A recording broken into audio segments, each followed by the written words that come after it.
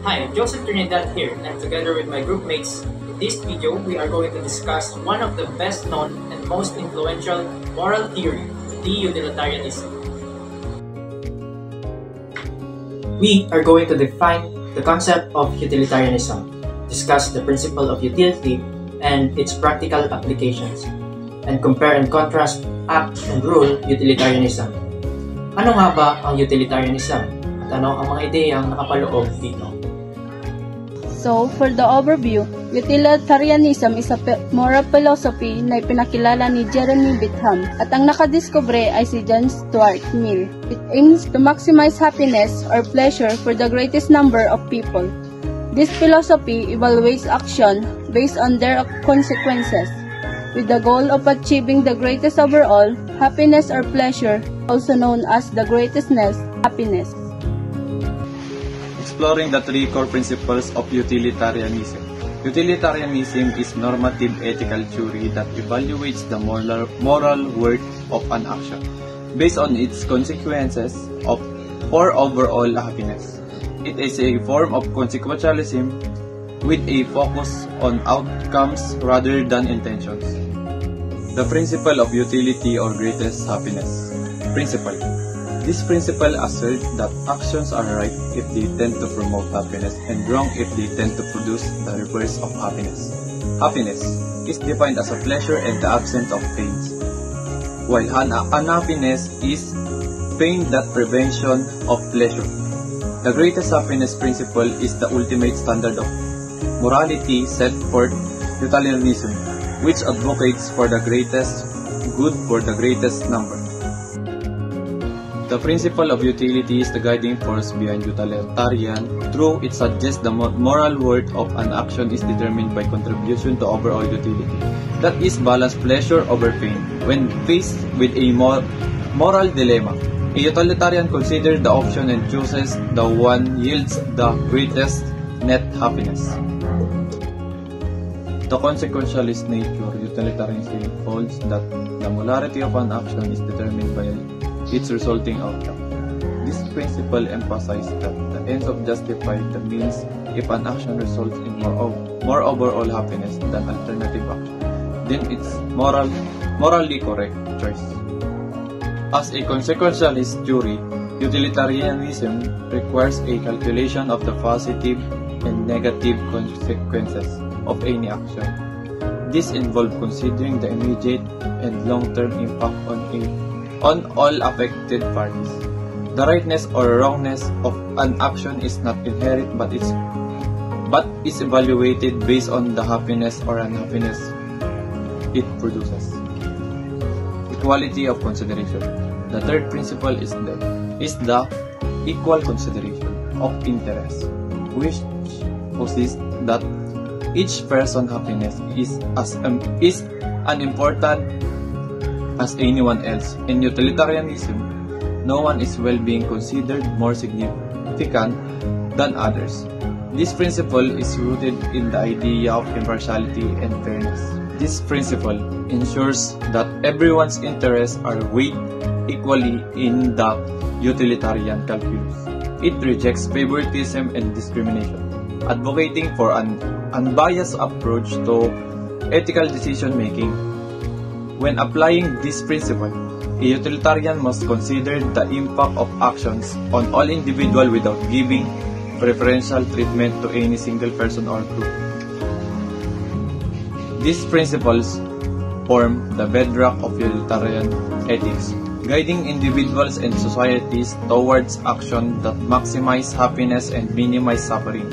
By adhering to these principles, utilitarianism seeks to create a more equitable and joyful world. I'm Clark Kent Di Regina presenting So what is good? Ano nga ba ang mabuti? People have a lot of different answers, views, and beliefs when it comes to this question. What is truly good? In utilitarianism, there is this English philosopher, Jeremy Bentham, who answered this question by adopting the views called hedonism. According to my research, hedonism is the belief that pleasure or absence of pain is the most important principle in determining the morality of a potential course of action. The only thing that is good in itself is pleasure or happiness. Ayon sa principle na to, kung ano yung makapagbibigay sa atin ng pleasure o kasiyahan at hindi nagdudulot ng pain, ay nakatutulong sa pag-alam kung ang isang bagay ay mabuti.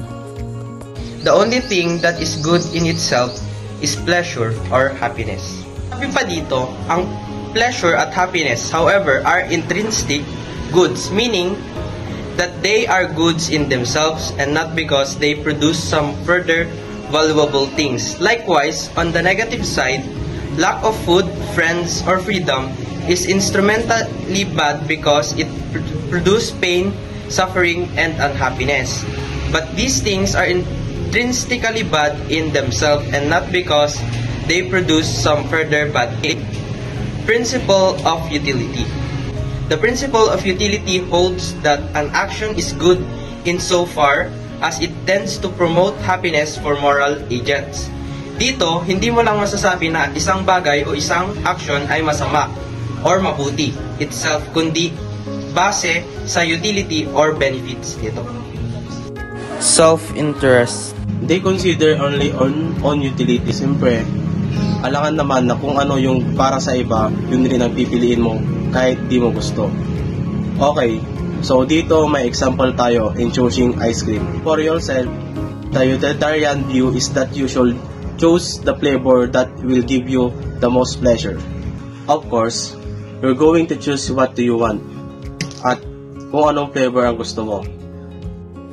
If you love chocolate and hate vanilla, you should choose chocolate for the pleasure it will bring and avoid vanilla for the displeasure it would give.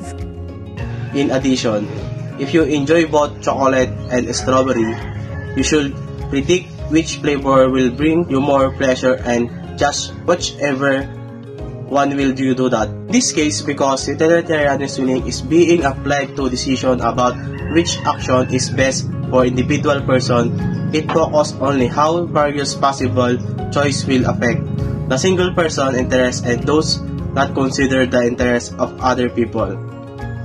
Sa utilitarianism, ang pangsariling interes ay maaari yun sa higit ng kabutihan kung ang isang tao ay naniniwala na ang pang-maximize ng kabuuang kaligayahan o pagliit ng pagdurusa ay sa huli ay makikinabang din ang sa sarili. Gayunpaman, ang dalisay na pansariling interes ay maaaring sumalungat sa utilitarianism na prinsipyo kung hahantong ito sa mga pagkilos na nakakapinsala sa iba o nakakabawas sa kabuuang kaligayahan. People often need to judge what is the best not only for themselves or other individual but also what is the best for groups such as friends, family, religious groups, one country, etc. In the way of utilitarianism, we are focusing on discovering which action and policies will maximize the well-being of the relevant group, which is simply the sum of the total of interest of its member. So we have an illustration. Suppose that you are buying ice cream for the party that 10 people will attend. Your only flavor option are chocolate, vanilla, and some the people attending like chocolate, while others like vanilla. So in this situation, the utilitarian is by choosing the flavor that will result of the most pleasure for the group as a whole.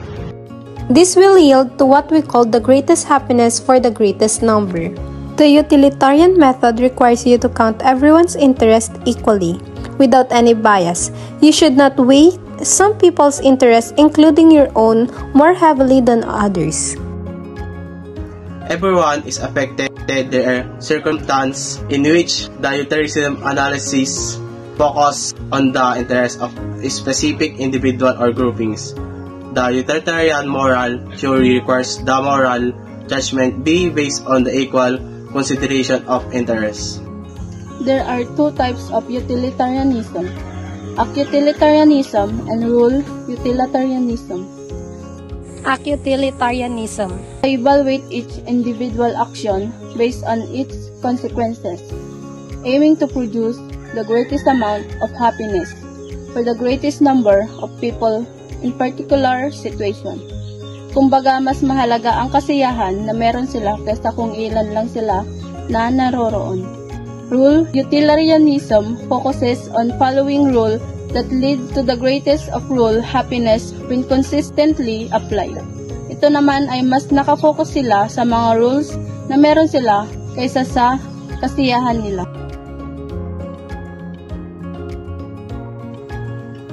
Utilitarianism holds that the most ethical choice is the one that will produce the greatest good for the greatest number.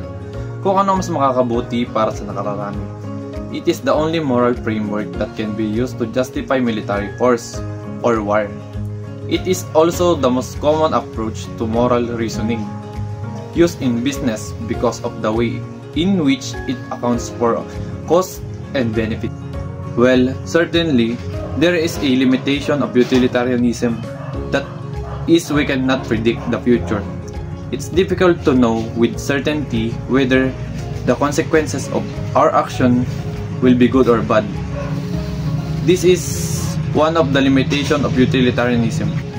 Also, happiness is a subjective subject, meaning there isn't definitive measurement that can be used because your emotional reactions are different in every situation. Finally, although the principle of utility seeks for the greatest good for the greatest number, this could lead to a form of mob rule where the majority has the power over all aspects of society, which may mean neglecting the needs of minority. If most people felt like pedophilia was acceptable and normal, then it would justify any law or regulation that would permit the behavior, even though there is a clear moral wrongness about such a choice. The idea of utilitarianism is that whether actions are morally right or wrong depends on their effects. More specifically, the only effect of actions that are relevant are good and bad results that the actions may give. Masasabi mo ang isang bagay ay morally tama o mali base sa magiging kahinatnan ng action na ginawa. Ang mga utilitarian ay naniniwala na ang purpose ng morality ay mas gawing better o mas maganda ang buhay sa pamamagitan ng paggawa ng mga mabuti na nagbibigay sa atin ng pleasure o happiness, and by decreasing the amount of bad things in our life gaya ng pain and unhappiness. Para sa mga utilitarian, morality can be true or justifiable based sa mga positive contribution nito sa tao at sa iba. Hindi ito base sa mga customs, traditions, or utos na galing sa mga leaders o supernatural beings. Kaya, nire-reject nila yung mga moral codes, systems na may mga command or taboo na base sa mga ito. Dito, iniisip lang nila kung ano ang mas makabubuti para sa mas nakararami. The greatest good for the greater number.